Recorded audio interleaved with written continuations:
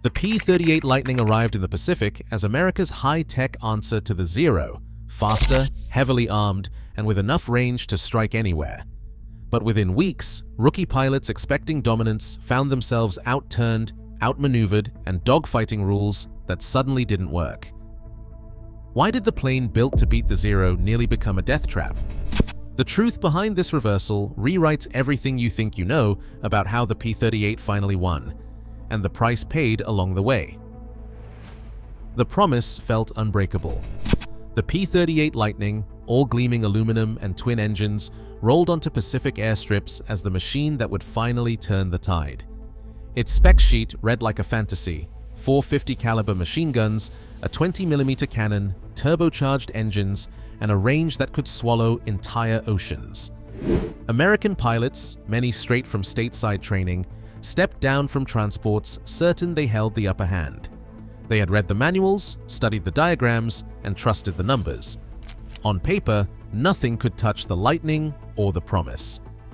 Reality hit before the paint had even faded on the nose art. The first encounters with the Mitsubishi Zero played out like a cruel lesson. At low speeds, the Zero could carve a circle so tight it seemed to pivot on a dime. Its turn radius under 250 miles per hour was unmatched. Rookie P-38 pilots, drilled on the new doctrine, which said use speed, climb away, and never turn with a Zero, found themselves sucked into swirling dogfights over jungle and sea. In those moments, the Lightning's promise slipped from their grasp. A pilot's diary from 1942 captured the shock. We still didn't believe it until we saw it with our own eyes. The Japanese knocked the cockiness out of us, and quick too.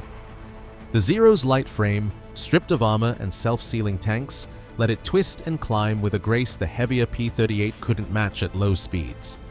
The first time a Lightning tried to follow a Zero through a hard turn, the outcome was almost always the same. The American found himself in the enemy's sights, not the other way around. Dogfighting rules, drilled into every stateside class, shattered in the Pacific air. Pilots who tried to fight by the book found the book did not survive first contact. Tight turns became traps. Lightning pilots, used to the idea of technological superiority, now faced a fighter that could outmaneuver them at the speeds where most battles began. The cockpit offered no comfort, just the growing realization that the machine under their hands was not the Zero killer they had been promised. The losses began to mount. Squadron mates disappeared in aircraft that looked undamaged when they left the ground. Ground crews, working through the night, checked and rechecked airframes, searching for flaws that were not there. The problem was not mechanical, it was something deeper, a mismatch between expectation and reality, between what the Lightning was supposed to be and what it actually was when the shooting started. Every mission brought a fresh reminder. In the Pacific, the Zero owned the turn. The P-38's speed and firepower meant little if it could not bring them to bear. For the pilots, the promise of the Lightning now came with a question. If this was America's best, why were so many not coming home? Official doctrine was clear: never turn with a Zero. The manual called for altitude, speed, and surprise, hit hard, climb away, and do not linger. It sounded simple in the classroom, but over the Pacific, chaos shredded the rules. Dogfights spun out of control, with Zeros dragging P-38 Lightnings into tight, twisting battles low over jungle and sea. Pilots who tried to stick to the script found themselves boxed in, out of speed and out of sky. In the heat of combat, theory gave way to instinct, and the Lightning's weaknesses became impossible to ignore. The cockpit was a lonely place when things went wrong.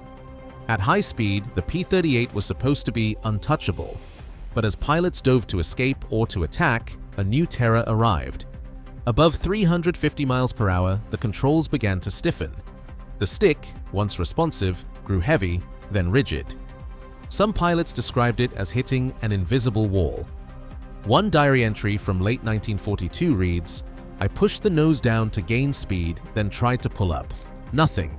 The stick wouldn't move. It felt glued in place. I thought I was a dead man." Squadrons started whispering about dives that turned fatal. Lightning after lightning vanished in a steep descent, never to pull out. Official reports called it pilot error, but the men flying knew better. They watched experienced friends disappear in planes that showed no sign of mechanical failure. Some tried to ride the dive out, hoping denser air would return control. Others bailed out if they had the altitude. Many never had the chance. Commanders stuck to the doctrine, repeating the mantra, "Do not get slow, do not turn with a zero, use your speed." But the enemy did not read the manual. Zeros baited Lightnings into low-speed fights, then snapped around on their tails. And when Lightning pilots tried to escape by diving, they faced a new kind of death that could not be blamed on nerves or bad luck. The compressibility problem, though unnamed, was claiming pilots faster than any enemy ace.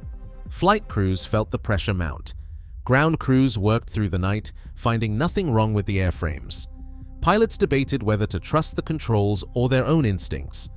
The doctrine that promised safety now felt like a trap. As one frustrated pilot wrote, "They tell us what to do, but the plane won't let us do it." Confusion reigned.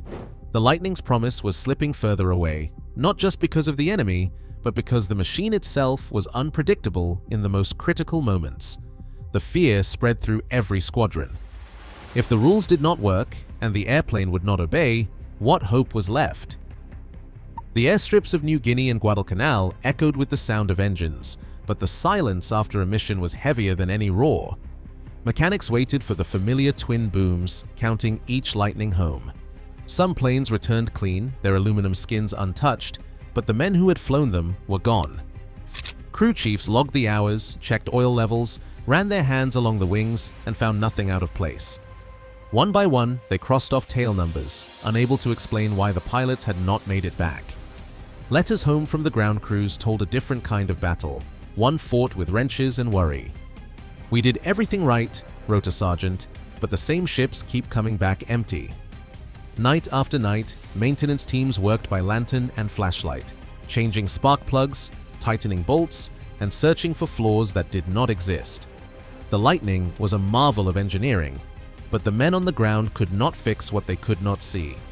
Each morning brought new faces, fresh pilots with crisp uniforms and nervous smiles, while the veterans learned not to ask too many questions about who had flown a particular plane the day before.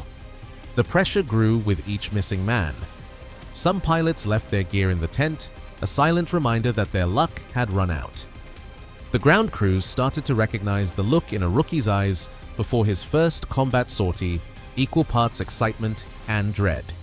Afterward, the ones who came back sat quietly, staring at the jungle or the sea, sometimes refusing to speak at all. The squadron logbooks recorded the missions in neat, careful script, but between the lines ran a current of exhaustion and grief. Commanders demanded answers. Why did so many Lightnings return without their pilots? Why did maintenance reports always read "no faults found"? The young men charged with keeping the planes flying had no answers, only the ache of loss and the knowledge that tomorrow they would do it all again. In the Pacific, the war was measured not just in victories or losses, but in the steady, grinding absence left by those who did not return. The Zero's edge was more than a matter of numbers on a chart. At combat speeds below 250 miles per hour, the Japanese fighter could turn inside the P-38 so sharply that even seasoned American pilots felt outclassed.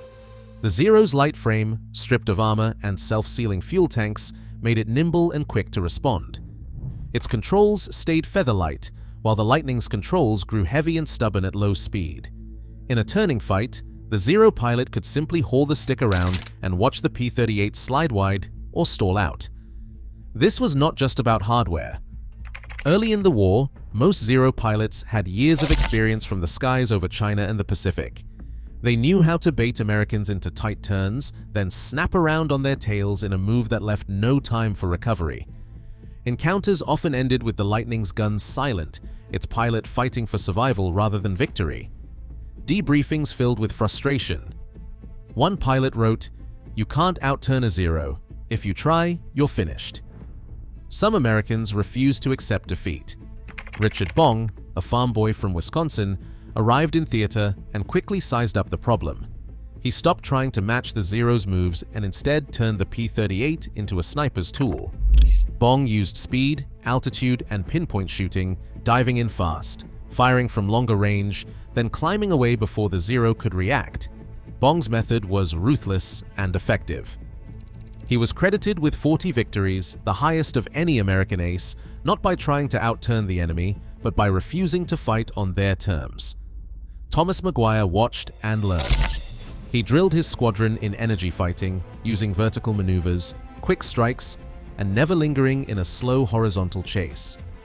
Maguire stressed discipline, climb, strike, escape. His group practiced coordinated attacks, covering each other and keeping the initiative. These tactics did not erase the Zero's strengths, but they gave Lightning pilots a fighting chance. Still, the gap was plain. No amount of skill could change the fact that in a close in-turning fight, physics favored the Zero.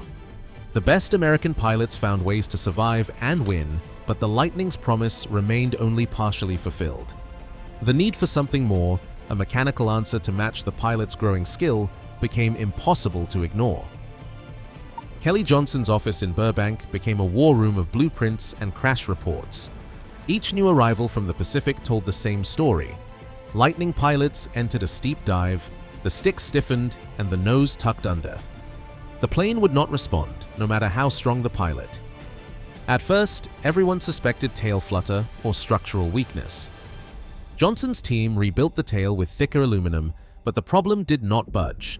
The real answer came not from muscle or metal, but from wind tunnel plots and a new understanding of physics. NACA test. Data showed that at high speed, shock waves formed over the wing, forcing the center of pressure rearward. This shift overwhelmed the elevator, locking the controls and sending the nose down. It was not pilot error, it was compressibility, a phenomenon barely understood at the time. Johnson's annotated memos captured the breakthrough. The Lightning was not losing to the enemy, but to the laws of aerodynamics. Enter Ward Beeman, a young Lockheed engineer. Beeman's solution was as elegant as it was practical. It consisted of small, electrically actuated dive recovery flaps mounted on the lower wing, just outboard of the nacelles. When deployed at high speed, these flaps restored lift balance, keeping the center of pressure from shifting too far aft. The pilot could now pull out of a dive that once meant certain death. Test pilot Tony Levier proved it in February 1943, diving a modified P-38 past the old red line and pulling out clean, controls alive in his hands. Production began at once. Field kits, each with flaps, actuators, and wiring, shipped out to Pacific squadrons by late 1943. Installation took a few hours, and for the first time, maintenance crews could give their pilots something more than luck.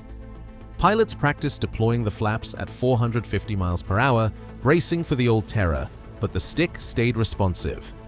Reports from the field spoke of a new confidence in the Lightning. The machine that had once betrayed its pilots in a dive now answered their hands. The compressibility problem, once a mystery, had a mechanical fix. But even as pilots celebrated this victory, another challenge waited. The Lightning still rolled like a truck at speed. The quest for true control was not over.